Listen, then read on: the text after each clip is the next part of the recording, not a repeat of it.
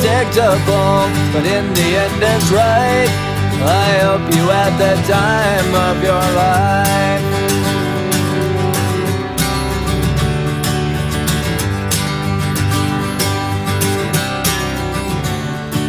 It's something unpredictable, but in the end it's right. I hope you had the time of your life.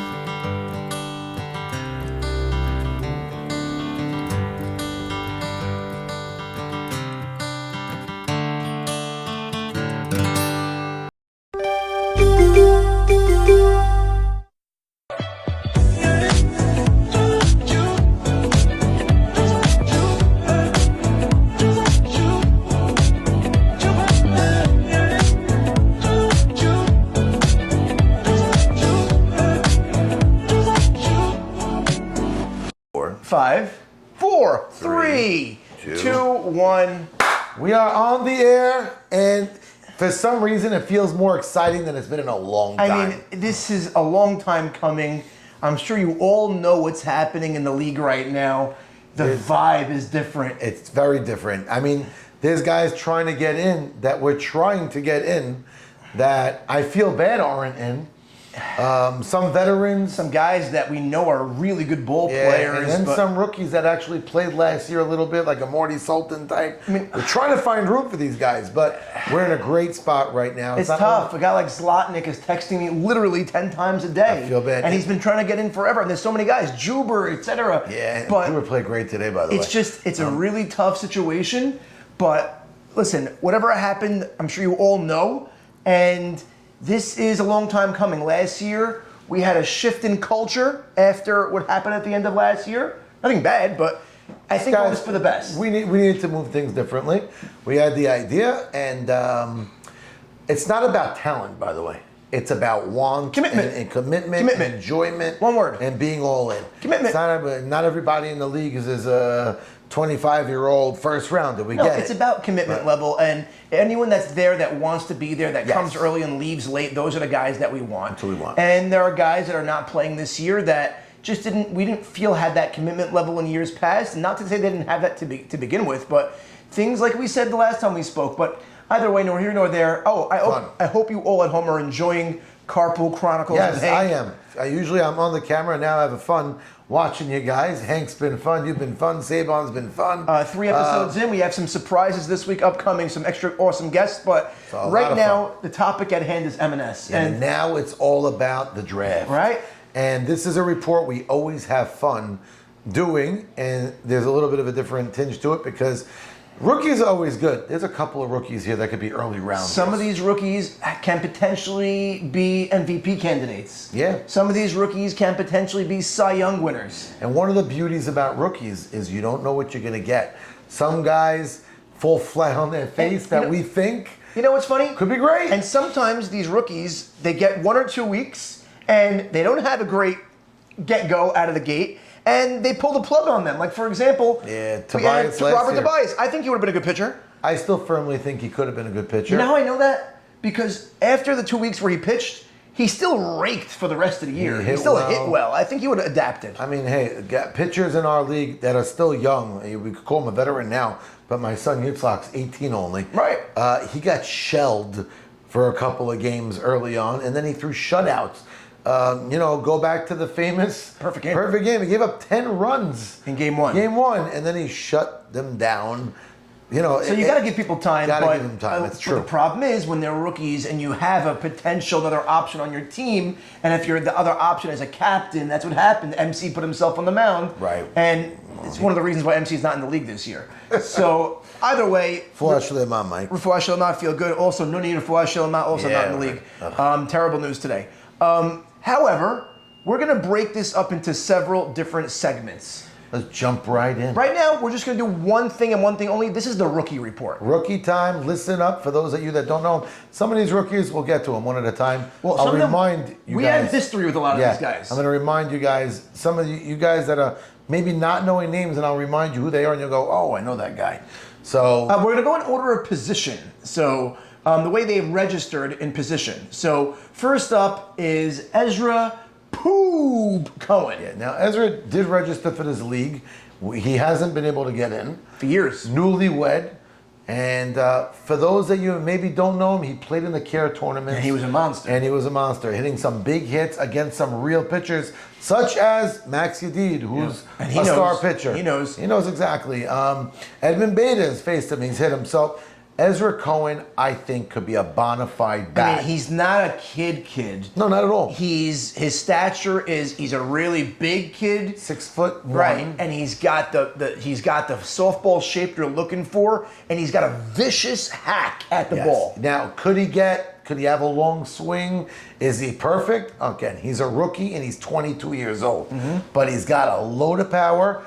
Good first baseman, could play second base as well. Could play short center if you need it there like also. That. But yeah, I'm not going to say he's the greatest glove, but his bat could be fire. And he could be one of the upper echelon hitting hitters on a Dare team. I say it? I think he could take it over the wall if the scenario serves. He definitely has that Alaham type. Right, he has that power. Okay. Who's that guy, Alaham? Me too.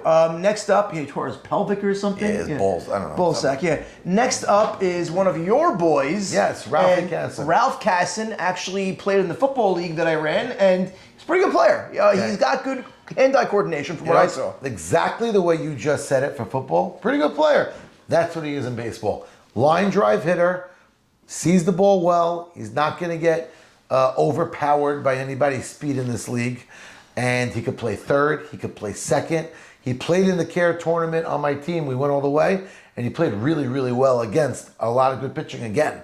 So he's not going to be a stranger to these he knows players. the people. And listen, it helps that a lot of the players in the league this year are more on the younger side. I think that someone did an average age thing. The average age is like in the mid-20s. It's the youngest the average age in M&S has ever been. Now, I'm not going to say Ralph Casson's going to explode on the scene. No, but I think he'll develop into a middle rounder throughout his career. He's a guy who could end up being a real third baseman in our league.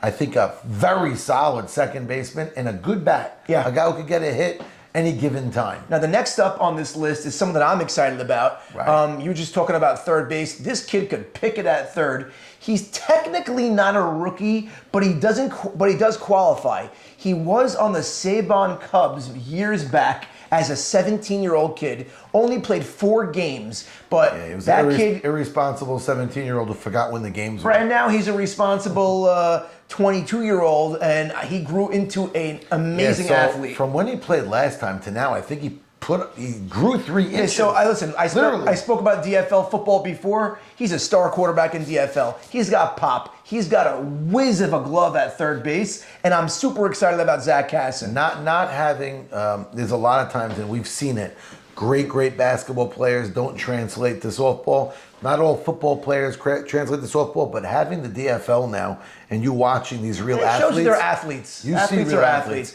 It's true. And Zach, we know, could swing. But again, we actually saw him. I don't know if you remember. He actually joined a home run derby one time and cranked a few over the wall. That's right.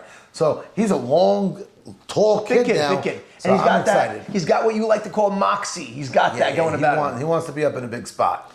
Next up is one of your boys. Yes. I'm going to let you talk more about it. And this is another infielder. Yeah, it's Moshe Marcus. Moshe Marcus could catch as well. He's not dying to catch. He wants third base.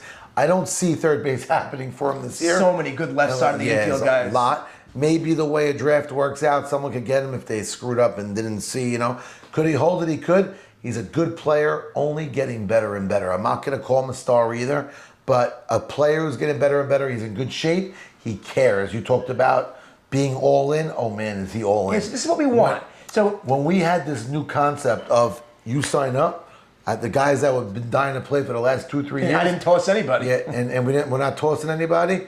When we sent out the link and he came to Sarah's tent to bug you last year, I remember 3 or 4 times. I remember. But when we sent it out and said if you sign up, you're in, he was the first to sign up.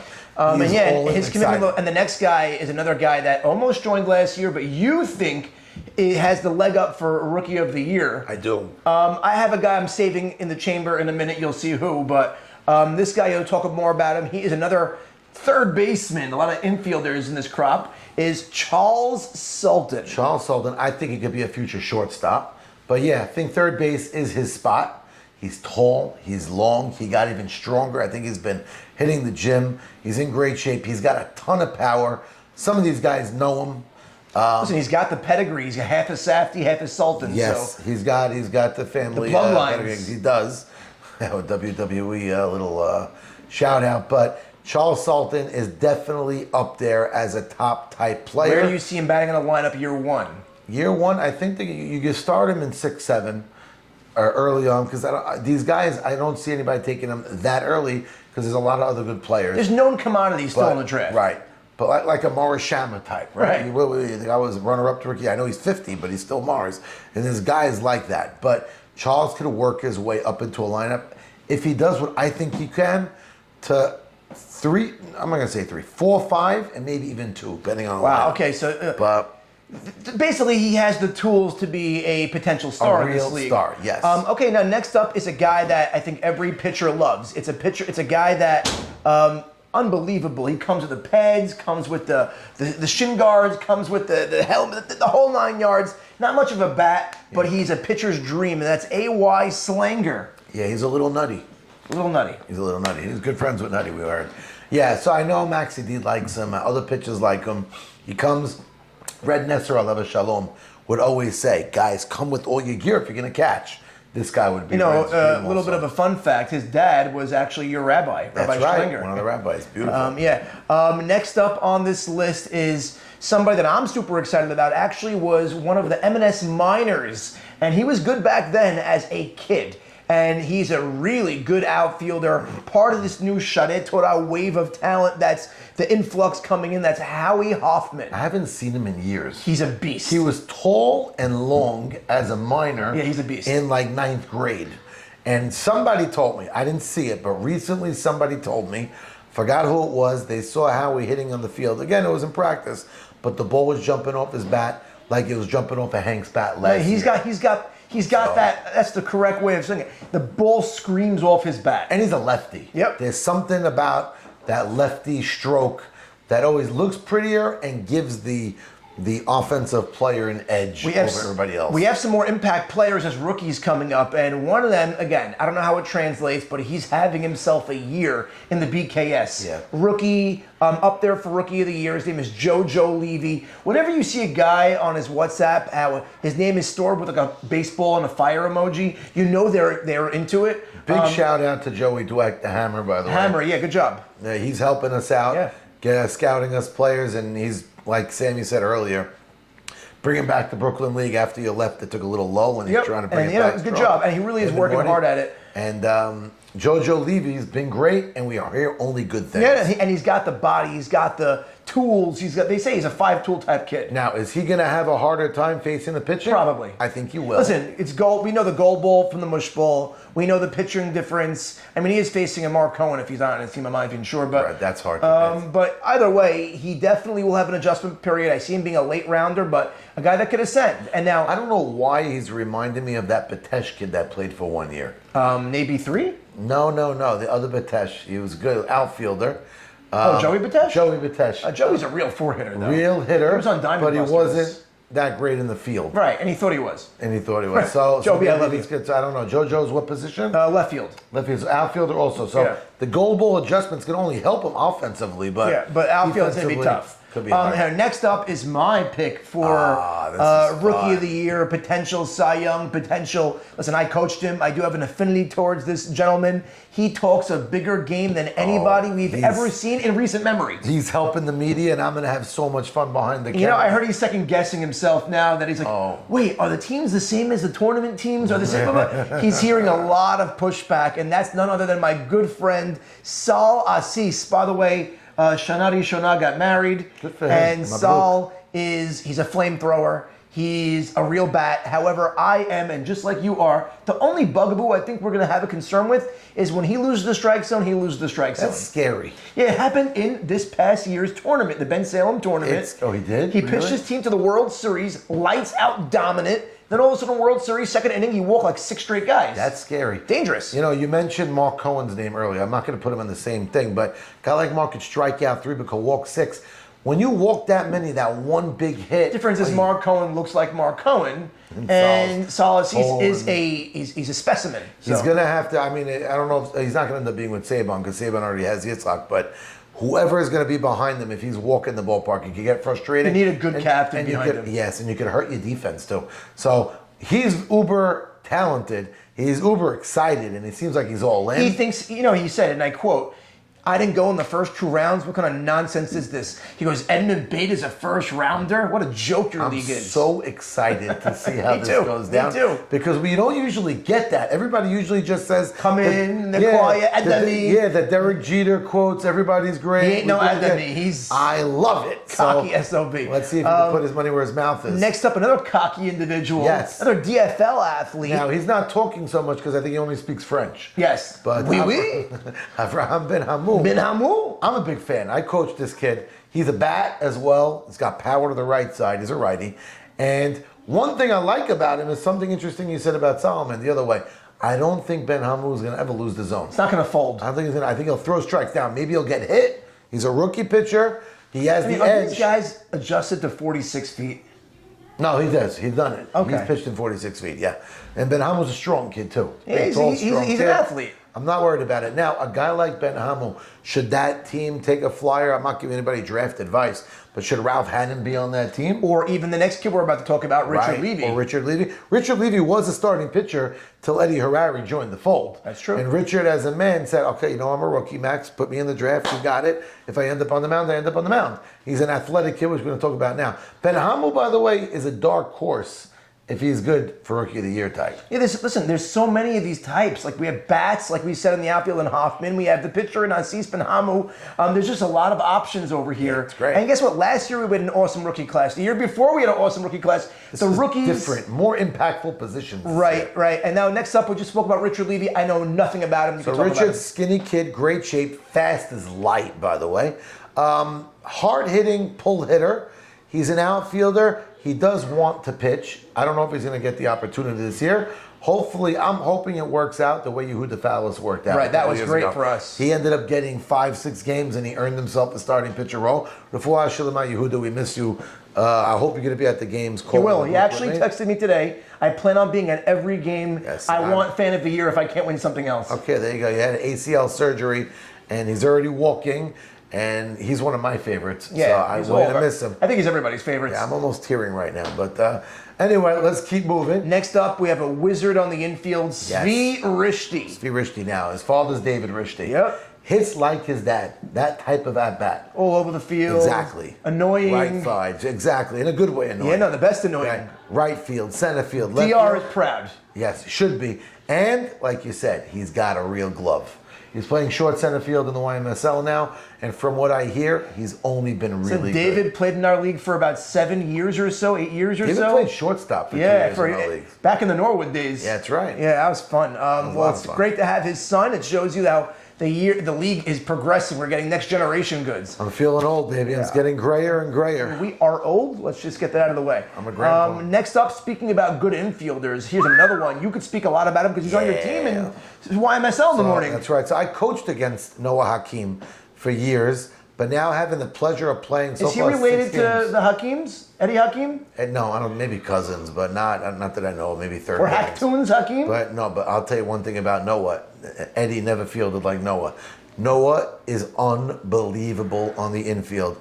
He already turned maybe 5 or 6 double plays YMSL wise, diving. He's a real glove. Plays. I've seen him run out 100 feet to get pop-ups on big hitters when the outfielders are deep. He's been a game changer defensively. His bat, he's finding his way on. And he's a kid at the end of the day. And he's finding his way on. He knows how to fight pitches. He's going to take over what Stephen Gindy has, a Stephen Gindy porch. Gindy Gallery. The Gindy Gallery. It might turn into the Noah Hakim Gallery because he likes doing that. So you might hate him because he's going to waste us. Yeah, but I know where every ball goes. Nobody gets the balls better than you.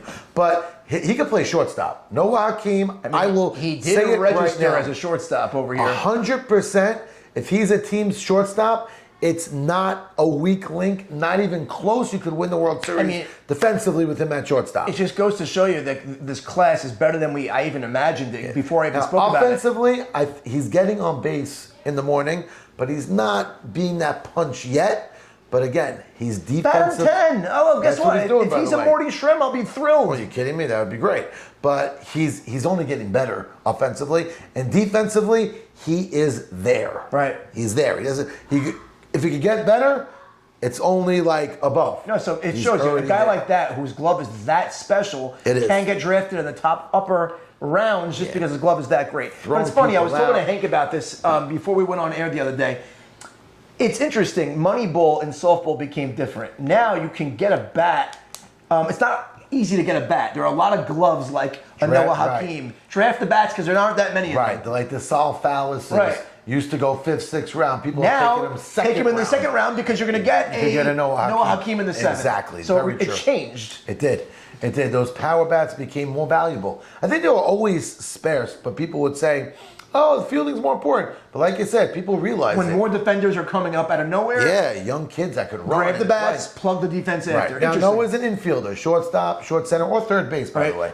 He Well, speaking belongs of third on that base, side. there's two more players on this rookie report that I would like to get to, and that's it. We'll close out after that. Number one is Lenny Laniato, Aaron Laniato. I got nothing. So I will give you a few points about him I know. He is Nam Beta's brother-in-law. He's Edmund Beta's brother-in-law.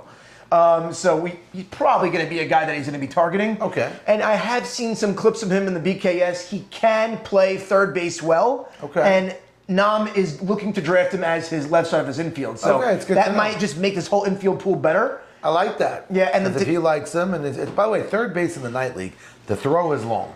And then, yeah, So, it's a longer throw it's a than longer usual. throw. And then to close out the rookie report, we have a player that I know for many years. Oh, I've seen him You've in the- seen in the him minors. In the minors. I've seen him in the Brooklyn League for years. He's a really, really good player. And I call him JM in the AM, but now it's going to be PM. Jack Mosseri. And why I do like I that. love him? Because he's so steady. You put him up the middle, you put him at third. He's got a great glove. He's Joe G's brother-in-law. Brother-in-law, yes, certainly. Really, really strong player. Good bat, by the way. Remember him wearing the high necklace. And he's got a great attitude towards the game. He's in general, a very positive. Love kid him. I there. love Jam in the AM. Jam in the PM is great. Jam and the PM is the nickname. I got to get used to that. Jam in the PM, and that really That's for our wraps up rookies. the rookie report. And now we're gonna press pause on this, and the next segment, which we're gonna be airing tomorrow, because right now, today that we're airing this is a Monday, but tomorrow is gonna be an infield and outfield breakdown. Let's do it. Let's do it.